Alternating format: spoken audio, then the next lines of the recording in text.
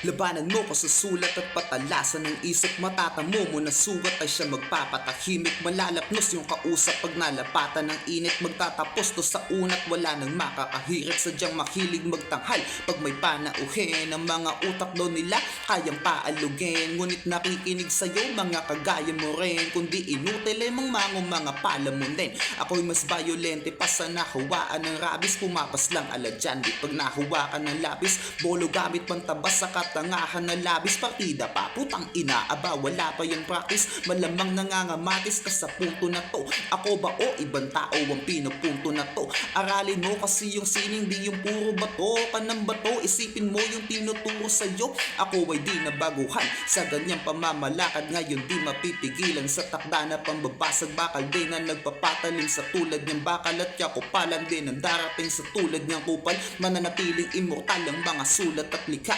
Mananahimik sa sakit kapag sumugat ang tinta. Napakalimit na managinip umuukit salita. Napapaisip ka ba kung bakit umuulit ang sigwa muli nagbabalik? Out gang.